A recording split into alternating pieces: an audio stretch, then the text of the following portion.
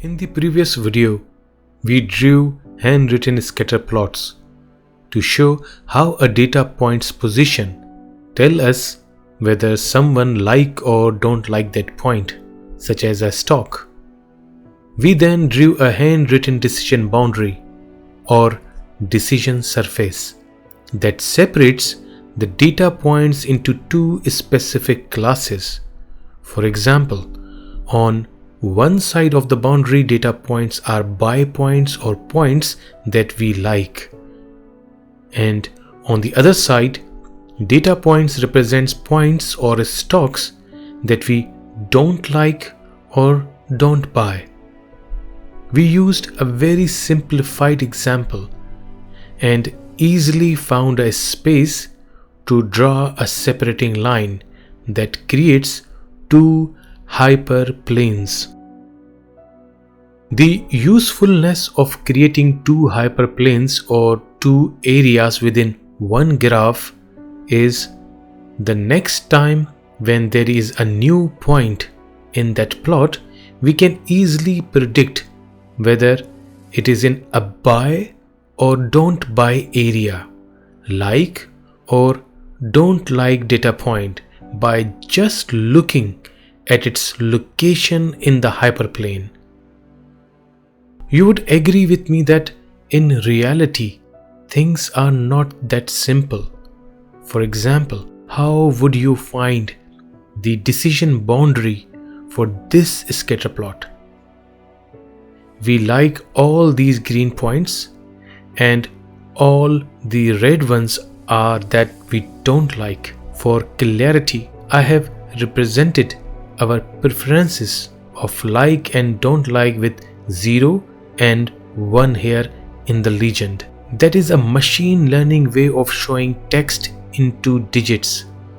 0 here means don't like and 1 is we do like. I will discuss it further in upcoming videos. So how would you draw a decision boundary here?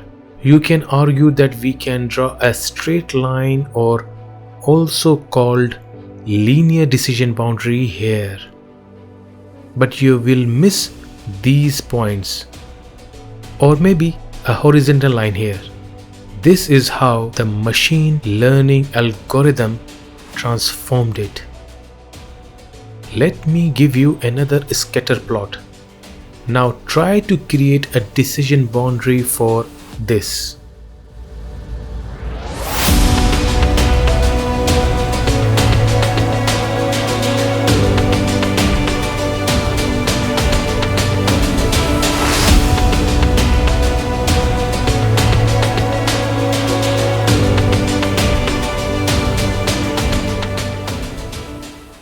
The data is from Kaggle.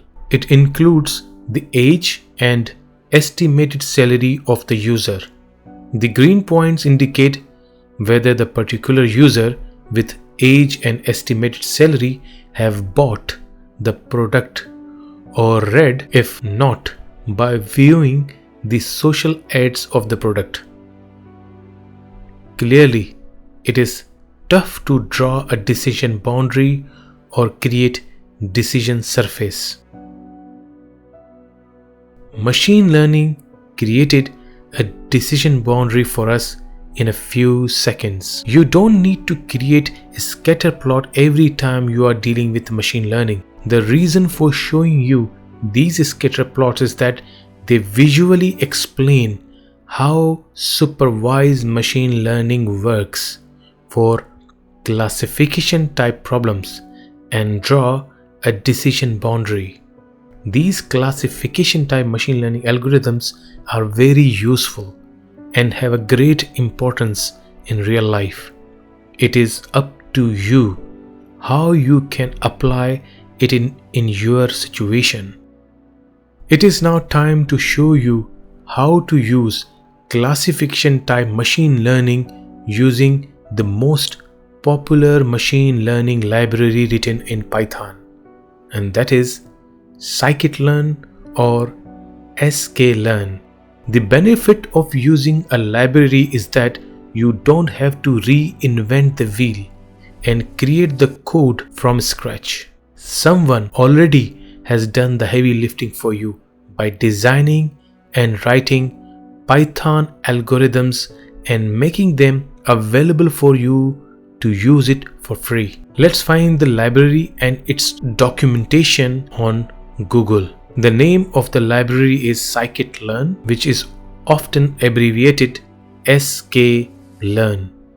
So I'm going to search Google for Scikit-learn, and the name of the first algorithm that I used earlier in the scatterplot is Gaussian naive Bayes. I will not go into mathematics and probability concept behind the algorithm and how it works mathematically. This is beyond the scope of this course and the accounting profession in general. Instead, I will show you how you can run the code and see the results. But very briefly, a naive Bayes classifier is a probabilistic machine learning model that is used for the classification task. The crux of the classifier is based on the Bayes theorem.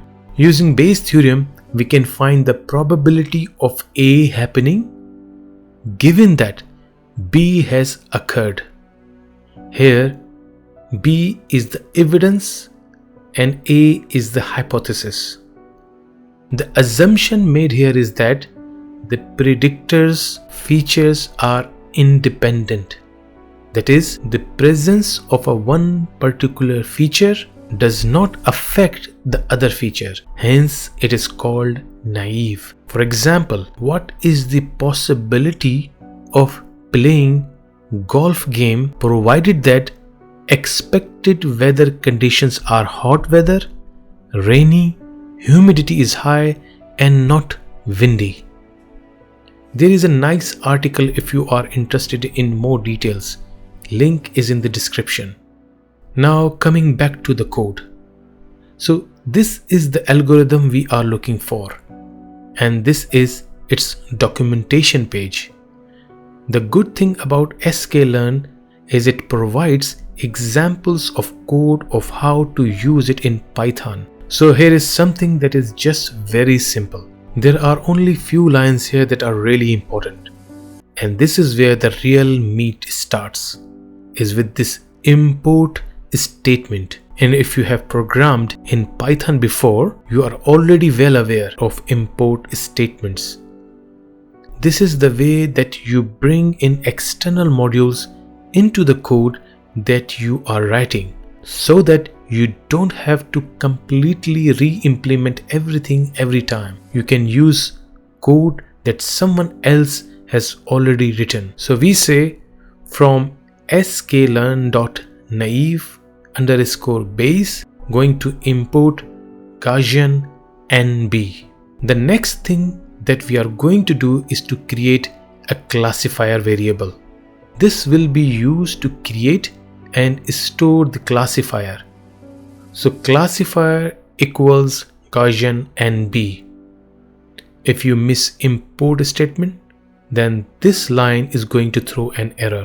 Please let me remind you that from now on, the course assumes you have basic to intermediate Python knowledge. Otherwise, code lines will not make sense to you. So now you have created the classifier and the code is sort of ready to go. The next step is we need to fit it, which is also known as train the data.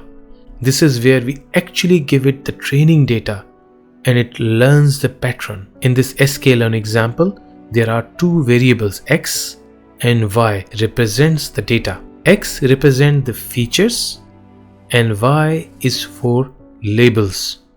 We provide these two as arguments in the fit function. This is always going to happen in supervised classification, is that it is going to call this fit function and then is going to have the features and the labels. And once trained, last thing we are going to do is ask the classifier that predicts using predict function the outcome for new data point or new features. In this case, the point is 0.8 -1. And we ask for this, what do you think the label is for this point? What class does it belong to? Or in other words, what label it should belong to? So in this particular case, it says it belongs to class number 1. As I mentioned before, when it fits the data, that's where it's actually learning the pattern. This is to give you a quick intro to Scikit-learn website and its documentation. Now let's apply this to our data of buying stocks based on two features, risk and return. This is our data for various stocks. I have removed the names of stocks, so we have two features, risk and return. The decision column shows the decision we made in the past by just looking at these two features. Buy or don't buy is in the last column. The data in the decision column is in English text. However, the machine learning algorithms understands digits and numbers.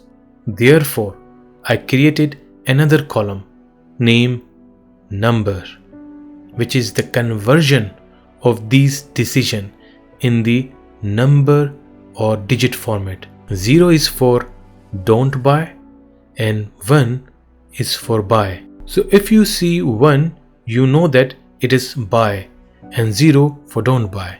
By doing that, we use this number column as our labels column, so the algorithm can make sense of it. I'm using Google Colab Jupyter Notebook. In case if you are not already familiar with it, it is a ready-to-use cloud-based Jupyter Notebook. You can easily start working with it by just using your Gmail or Google account. I have uploaded this data file into my GitHub repository, which can be accessed using this link. I have also provided the link in the description if you need this data. The data is in data frame format and the head function shows the first 5 rows, same as usual. In the next cell, I'm importing a few libraries including Scikit-learn, which we saw earlier in the Scikit-learn documentation page on how to import this package. Currently, all our features and labels are in one data frame. However, as we saw earlier in the example, we need to provide two variables, one for features X and one for labels Y. So I'm creating these features and labels from the same data frame in the next cell. So risk and return in features variables and number column, which has labels, in label variable.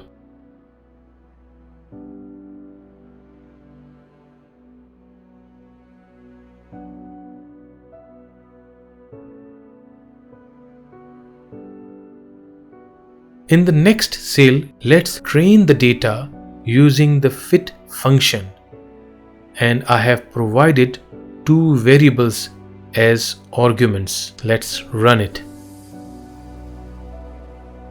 Now it is time for a prediction. So my problem is I have a new stock or new data point with the same two features, risk and return. It is available in Excel format and the file is saved in GitHub. Risk is 16% and return is 25%. So based on past data that we use in training, let's see what the algorithm which is now trained predicts it, whether we should buy or we should not buy. Let's provide this question in predict function and let's run. And the answer is buy, which is represented by 1. In the upcoming videos, we test how reliable this answer is. Today's video is just a starting point of your new journey in the world of machine learning.